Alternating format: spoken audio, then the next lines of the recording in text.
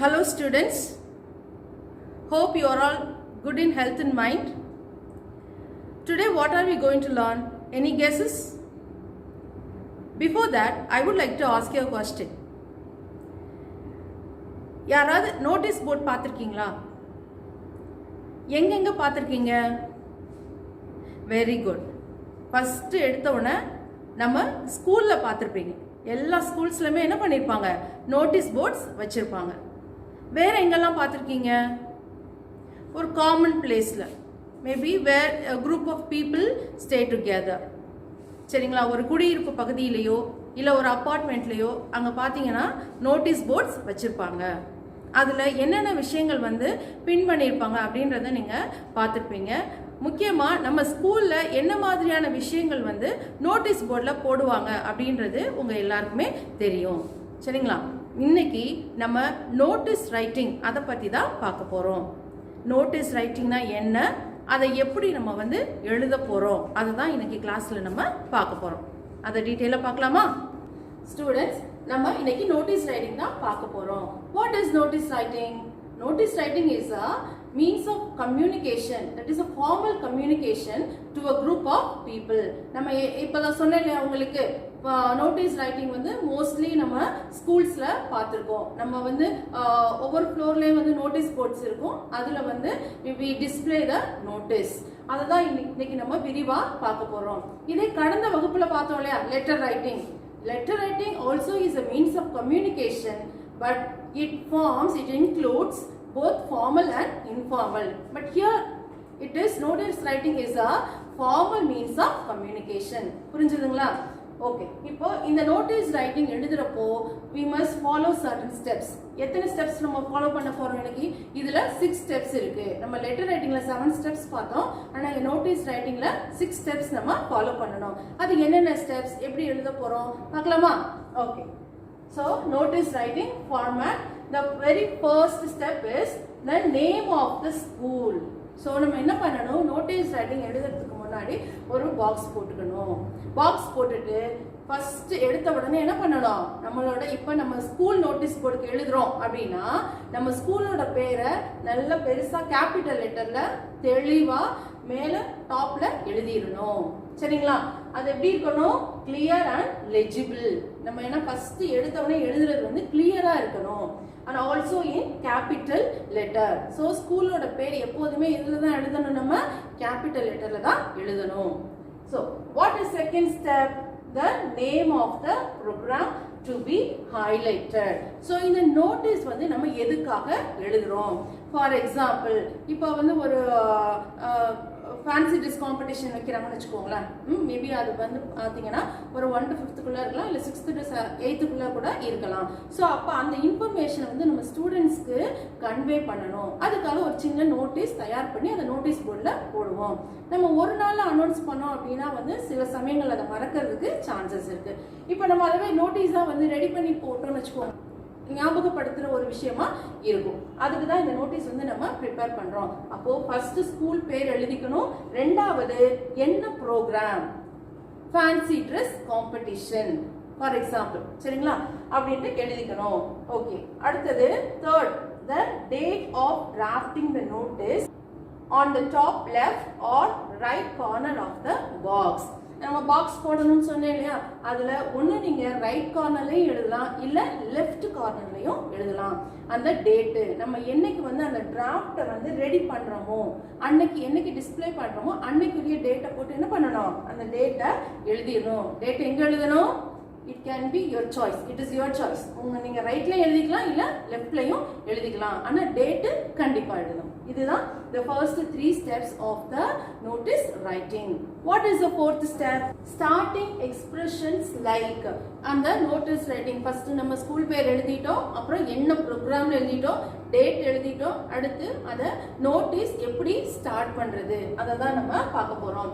This is to inform all the students or all the students are informed. இப்படி தான் என்ன பண்ணணும்? நம்ம ஸ்டார்ட் பண்ணணும். This is to inform all the students. இந்த விஷயத்தை நம்ம எல்லா ஸ்டூடெண்ட்ஸ்க்கும் சொல்றோம். இதை இதன் மூலமா உங்களுக்கு சொல்ல வர விஷயம் அப்படின்றதான் அர்த்தம். அடுத்தது, what is the fifth step? include details such as இதுல என்னென்ன விஷயங்கள் வந்து நம்ம ஃபாலோ பண்ணணும். நோட்டீஸ் ரைட்டிங்னா வந்து ஒரு எஸ்ஸே மாதிரி அப்படியே பக்கம் பக்கமா நம்ம எழுதிட்டு போகக்கூடாது. அதுல ஷார்ட் அண்ட் ஸ்வீட்டா நம்ம சொல்ல வர விஷயத்த சொல்லிடணும். சரிங்களா? அப்போ என்னென்ன விஷயங்கள் வந்து நம்ம அதுல இன்க்ளூட் பண்ணணும். என்னென்ன விஷயங்கள்? What, when, why, where, for whom is the program. அதாவது வாட்னா இந்த ப்ரோக்ராம் என்ன ப்ரோக்ராம், எதை பத்தின ப்ரோக்ராம். நம்ம என்ன சொன்னோம்? ஃபேன்சி டிஸ் காம்படிஷன் சொன்னோம் இல்லையா? So this is to inform all the students that you are going to conduct a fancy dress competition அப்படின்னு கூட நம்ம ஸ்டார்ட் பண்ணிக்கலாம். அடுத்தது வென், இந்த ப்ரோக்ராம் வந்து எப்போ நடக்குது அப்படின்றது. Maybe date, the day on which the program is going to be conducted. சரிங்களா? அடுத்தது why, எதுக்காக இந்த ப்ரோக்ராம் கண்டக்ட் பண்றோம், ஒரு ரீசன் இருக்கணும் இல்லையா? ஃபார் எக்ஸாம்பிள் வந்து இப்போ நம்ம கல்வி வளர்ச்சி நாள் கொண்டாடுறோம். அந்த கல்வி வளர்ச்சி நாள் எதுக்காக கொண்டாடுறோம்? நம்ம பெருந்தலைவர் காமராஜரோட நினைவு நாளை வந்து நம்ம கல்வி வளர்ச்சி நாளா கொண்டாடுறோம். அதே மாதிரி நம்ம ஒரு இப்பெல்லாம் காம்படிஷன் வைக்கிறோமோ அதுக்கு பின்னாடி ஒரு ரீசன் கண்டிப்பா இருக்கும். அப்போ எதுக்காக இந்த ப்ரோக்ராம் நம்ம செலிப்ரேட் பண்றோம் அப்படின்றத போடணும். அடுத்தது வேர், எங்க நம்ம இந்த ப்ரோக்ராம் செலிப்ரேட் பண்றோம். ஸ்கூல் அப்படின்னு எடுத்துக்கிட்டோம்னா ஸ்கூல்ல நிறைய ஹால்ஸ் இருக்கும், ஆடிட்டோரியம் இருக்கும். சரிங்களா? அப்போ நம்ம ஸ்டேஜ்ல கண்டக்ட் பண்ண போறோமா இல்ல ஆடிட்டோரியம்ல கண்டக்ட் பண்ண போறோமா, அதை வந்து ஸ்பெசிஃபிக்கா என்ன பண்ணணும், அங்க மென்ஷன் பண்ணணும். அடுத்தது ஃபார் ஹூம், யாருக்காக. For all the students are a specific group of students. Primary ஸ்டூடெண்ட்ஸ்க்கா இல்ல ஹை ஸ்கூல் ஸ்டூடெண்ட்ஸ்க்கா இல்ல ஹையர் செகண்டரி ஸ்டூடெண்ட்ஸ்க்கா அப்படின்றத என்ன பண்ணணும், நம்ம தெளிவா மென்ஷன் பண்ணணும். ஸோ முக்கியமா இந்த 5 விஷயங்கள் இருந்தால் போதுமானது. அதுலயே வந்து நம்ம சொல்ல வர விஷயங்கள் என்ன பண்ணலாம், தெளிவா கன்வே பண்ணிடலாம். ஸோ இதுக்கான ஆன்சர்ஸ் இருந்துச்சுனாலே நம்ம நோட்டீஸ் ரைட்டிங் ரெடி ஆயிடும். சரி, what is the 6th step? The conclusion can be. நம்ம லெட்டர் ரைட்டிங்ல பார்த்தோம் இல்லையா, கன்க்ளூஷன் வந்து தேங்க்யூ போட்டு முடிப்போம் இல்லையா, அதே மாதிரி இங்க for further information or details contact. இப்போ நம்ம நோட்டீஸ் போடுறப்ப ஒருவேளை உங்களுக்கு ஏதாவது அதில் டவுட் இருக்கலாம். அப்போ நம்ம யாரை காண்டாக்ட் பண்ணுறது? நம்ம டைரெக்டாக போய் ஹெட் மாஸ்டரோ இல்லை ஹெட் மிஸ்ட்ரஸையோ இல்லை பிரின்சிபலையோ நம்ம போய் டிஸ்டர்ப் பண்ண முடியாது. அப்போ who is the incharge of the programme, அதை தான் இங்கே என்ன பண்ணணும், நம்ம மென்ஷன் பண்ணணும். அவங்களோட பேர் கொடுக்கலாம், அவங்களோட டெசிக்னேஷன், அவங்க யார், ஸ்கூல் எஸ்பிஎலா இல்லை வந்து ப்ரோக்ராம் அந்த கல்ச்சுரல்ஸ் கோஆர்டினேட்டரா, அதை வந்து என்ன பண்ணணும், நம்ம கடைசியாக மென்ஷன் பண்ணணும். ஸோ இந்த டீட்டெயில்ஸ் மட்டும் இருந்தாலே போதுமானது. நம்ம நோட்டீஸ் ரைட்டிங் சூப்பராக எழுதி மார்க் ஸ்கோர் பண்ணிடலாம். இப்போ இந்த ஃபார்மேட்டை இன்னும் ஒரு தடவை ரீகால் பண்ணிப்போமா? நம்ம நோட்டீஸ் ரைட்டிங்னா என்ன? Notice writing is a formal means of communication to a specific group of people. Okay, அதுல எத்தனை ஸ்டெப்ஸ் இருக்குன்னு பார்த்தோம். there are 6 steps to be followed. அது என்னென்ன steps? the first step is the name of the school. so எடுத்த உடனே ஒரு பெரிய பாக்ஸ் போட்டுக்கிட்டு எடுத்த உடனே மேல என்ன பண்ணணும், அந்த ஸ்கூலோட பேரு மேல தெளிவா எழுதிடணும். எப்படி எழுதணும்? கிளியர் அண்ட் லெஜிபிள், நல்ல தெளிவா நீட்டா எழுதணும். அதோட capital letter, it should be written in a capital letter. நம்மளோட ஸ்கூல் பேர் எழுதுறோம் அப்படின்னா அது நல்ல தெளிவா கேபிட்டல் லெட்டர்ல எழுதணும். What is the second step? The name of the program. நம்ம என்ன ப்ரோக்ராம் கண்டக்ட் பண்றோமோ அந்த பேரு. நான் உங்களுக்கு சொன்னது வந்து for example fancy dress competition. அடுத்தது the date of drafting the notice on the top left or right corner of the box. So a date வந்து எழுதணும். It can be on the right side or left side of your choice. உங்களோட விருப்ப பிரகாரம் நீங்க right side left side என்ன பண்ணிக்கலாம், எழுதிக்கலாம். So what is the 4th step? Starting expressions like அந்த notice writing எப்படி ஸ்டார்ட் பண்றது? This is to inform all the students or all the students are informed. இது ரெண்டு ஃபார்மேட்ல ஏதாவது ஒரு ஸ்டைல் வந்து நம்ம ஃபாலோ பண்ணிக்கலாம். அடுத்தது 5th step, include details such as. இதுல என்னென்ன விஷயங்கள் வந்து நம்ம இன்க்ளூட் பண்ணணும்? What, when, why, where, for whom is the program. இந்த 5 WH கொஸ்டின்ஸ்க்கு வந்து நம்ம ஆன்சர் பண்ணிட்டோம்னாலே நம்மளோட நோட்டீஸ் ரைட்டிங் ஒரு கம்ப்ளீட்டான ஒரு நோட்டீஸ் ரைட்டிங்கா இருக்கும். அடுத்தது the conclusions can be for further information details contact. நம்ம இதுல ஏதாவது நமக்கு டவுட் இருந்துச்சு அப்படின்னா நம்ம யாரை காண்டாக்ட் பண்றது, எஸ்பிஎல காண்டாக்ட் பண்ணணுமா இல்ல கல்ச்சுரல் கோஆர்டினேட்டரை காண்டாக்ட் பண்ணணுமா, அதை வந்து நம்ம கடைசியா என்ன பண்ணணும், கடைசியா கன்க்ளூஷன்ல போட்டு நம்ம முடிச்சிடணும். சரிங்களா? இப்போ இந்த 6 ஸ்டெப்ஸையும் நீங்க ஃபாலோ பண்ணி ஒரு நோட்டீஸ் ரெடி பண்ணிட்டீங்க அப்படின்னா 5 மார்க்ஸ் கன்ஃபார்மா நீங்க எக்ஸாம்ல வாங்கிடலாம். ஸ்டூடெண்ட்ஸ், இப்போ நம்ம ஒரு சாம்பிள் பார்க்கலாமா? இதே நோட்டீஸ் ரைட்டிங்க எக்ஸாம்ல எப்படி கேட்பாங்க, கொஸ்டின் ஃபார்மேட் எப்படி இருக்கும், நம்ம அந்த கொஸ்டின்ல இருந்து எப்படி நோட்டீஸ் ரைட்டிங் வந்து கிரியேட் பண்றது அப்படின்றத இப்போ நம்ம பார்க்க போறோம். சரிங்களா? சோ இப்படிதான் வந்து நமக்கு கொஸ்டின்ஸ் கொடுத்திருப்பாங்க. இப்போ லைன் பை லைன் வாசிக்கலாமா? You are Nikhil, school pupil leader of GHSS Trichy. What is this GHSS? Government Higher Secondary School. Prepare a notice on behalf of your school inviting the grandparents of the students to celebrate World Elders Day in your school auditorium on the 20th of next month. So ஒரு question format இப்படி தான் இருக்கும். உங்களுக்கு எக்ஸாம்ல இப்படி தான் கேட்பாங்க. இந்த கொஸ்டின்லயே உங்களுக்கு எல்லா இன்ஃபர்மேஷனும் கொடுத்துருவாங்க. அதை நம்ம சென்டென்ஸா எப்படி வந்து நோட்டீஸ்ல யூஸ் பண்ண போறோம் அப்படின்றத தான் அடுத்து நம்ம பார்க்க போறோம். சரி, இப்போ கொஸ்டின்ஸ் பார்த்தாச்சு. அடுத்து அதை எப்படி எழுதலாம்னு பார்ப்போமா? ஸோ நம்ம அந்த நோட்டீஸ் ரைட்டிங் பார்க்கறதுக்கு முன்னாடி முக்கியமான ஒரு விஷயம் பண்ண போறோம். என்ன பண்ண போறோம்? நம்ம ஒரு 6 ஸ்டெப்ஸ் பார்த்தோம் இல்லையா? அது இந்த கொஸ்டின்ல எங்கெங்க இருக்குன்னு பார்க்கலாமா? Okay. So what is the first step? The name of the school. So here which is the name of the school?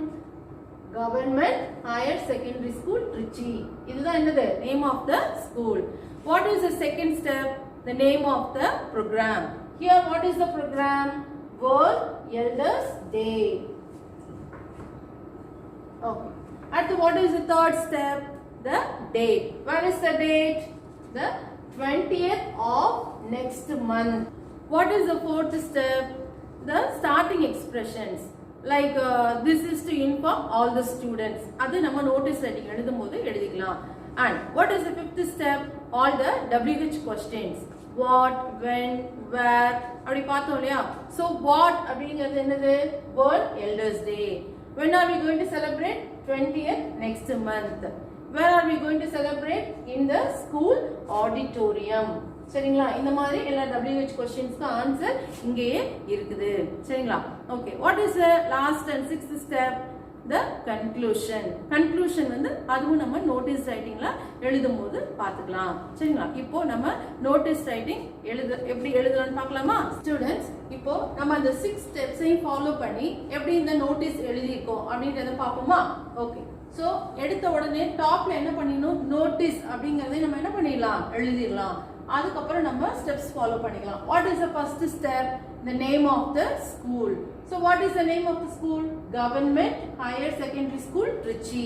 அதை எதுல எழுதணும்? கேபிட்டல் லெட்டர்ல எழுதணும். அதே மாதிரி தான் நம்ம என்ன பண்ணிருக்கோம்? இங்கேயும் எழுதியிருக்கோம். And what is the second step? The name of the program. What is the name of the program? World elders day. அதை கரெக்டா எழுதியிருக்குமா? Okay. And what is the third step? The date.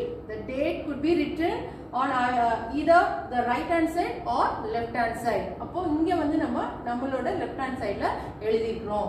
What is the date? 10th September 2020. Okay. First 3 steps முடிஞ்சிருச்சு. இப்போ நம்ம next step, fourth step குள்ள போறோம். Fourth step எப்படி ஆரம்பிக்கணும்னு சொல்லியிருக்கோம்? All the students are informed. The same way இங்கே follow பண்ணிருக்கோமா? Okay. So all the students are informed that our school is celebrating World Elders Day on the 20th of October at 3:30 p.m. in our school auditorium. Interested students are requested to bring their grandparents for the celebration. Tea and snacks will be provided. Fun activities will also be organized. சரிங்களா? இப்போ starting எழுதியாச்சு. What is the fifth point? You must answer all the WH question. So என்னென்ன WH question எழுதிருக்கோம்? What is the program? என்ன program? World Elders Day. World Elders Day எழுதிருக்கோமா? And when are we going to celebrate? On the 20th of October. சரிங்களா? So and at what time we are going to celebrate? At 3:30 p.m. Okay, wow. Okay. Next, Where are we going to celebrate? Where is the program going to be held? In the school auditorium. சரிங்களா? அடுத்தது interested students who all can participate in the program. For whom is the program? For the interested students. They can bring their grandparents. It is not compulsory. It is not compulsory for all the students. Only for those who are interested are requested to bring their grandparents for the celebration. Okay. And tea and snacks will be provided. These are all extra informations. சரிங்களா? Tea and snacks will be provided. Fun activities will also be organized. So when you are giving these two extra additional information, the students will be very much excited and automatically they will bring their grandparents and they will also enjoy the whole program. Okay. So what is the last? What is the conclusion? For further details, contact. So அதை நம்ம எழுதலாம். இல்லாட்டி நம்ம என்ன பண்ணலாம், இங்க கீழே வந்து பேர் கொடுத்துட்டோம். It shows the we have to contact the boy. சரிங்களா? Whom do we have to contact? Nikhil, school pupil leader. He is a SPL. We have to contact if we have any doubts. Okay? So இப்போ நம்ம அந்த 6 steps follow பண்ணிருக்கோம் இல்லையா? அந்த 6 steps follow பண்ணாலே இந்த notice writing நம்ம என்ன பண்ணிடலாம், கம்ப்ளீட்டா மீனிங்ஃபுல்லா எழுதிடலாம். இன்னும் ஒரு தடவை பார்ப்போமா? ஒரு தடவை வாசிச்சிடுவோமா? Notice, Government Higher Secondary School, Trichy, World Elders Day, 10th September 2020. All the students are informed that our school is celebrating World Elders Day on the 20th of October at 3:30 p.m. in our school auditorium. Interested students are requested to bring their grandparents for the celebration. Tea and snacks will be provided. Fun activities will also be organized. So at last we have to contact the school pupil leader Nikhil. That's all. The notice writing is over. So இதே மெத்தடை நீங்க follow பண்ணீங்கன்னா இதுல வந்து மோஸ்டா நீங்க வந்து எதையும் மெமரைஸ் பண்ணணும்னு அவசியமே இல்லை. இதுல உள்ள எல்லா டீடைல்ஸுமே நம்மளோட கொஸ்டின்லயே கொடுத்துருக்காங்க. அந்த டீடைல்ஸ் அப்படியே வந்து யூஸ் பண்ணி நம்ம அந்த சென்டென்ஸா ஃப்ரேம் பண்ணாலே போதும். நீங்க கண்டிப்பா 5 மார்க்ஸ் ஸ்கோர் பண்ணிடலாம். ரொம்ப ஈஸியா இருக்குல்ல? கண்டிப்பா எல்லாரும் 5 மார்க்ஸ் எடுத்துடலாம் இல்லையா? Very good. மாணவர்களே, இவ்வளவு நேரம் நம்ம நோட்டீஸ் ரைட்டிங்னா என்ன, அதை என்னென்ன ஸ்டெப்ஸ் ஃபாலோ பண்ணணும், அதை ஒரு சாம்பிள் எப்படி எழுதுறது அப்படின்னு சொல்லி பார்த்தோம். ஸோ இதை நீங்கள் ஃபாலோ பண்ணாலே கண்டிப்பாக நோட்டீஸ் ரைட்டிங் சிறப்பாக எழுதலாம். எக்ஸாம்லையும் ஃபுல் மார்க்ஸ் ஸ்கோர் பண்ணிடலாம். சரிங்களா? இதே மாதிரி உங்களோட டெக்ஸ்ட் புக்கில் இன்னும் ஒரு சில எக்ஸசைசஸ் கொடுத்துருக்குது. இது ஒரு சாம்பிள் தான். நீங்கள் அந்த கொஸ்டின்ஸ்க்கு நீங்களே வீட்டில் உட்காந்து எழுதி பார்த்து செக் பண்ணிக்கலாம். சரிங்களா? மீண்டும் அடுத்த வகுப்பில் மற்றொரு தலைப்பில் சந்திப்போம். நன்றி.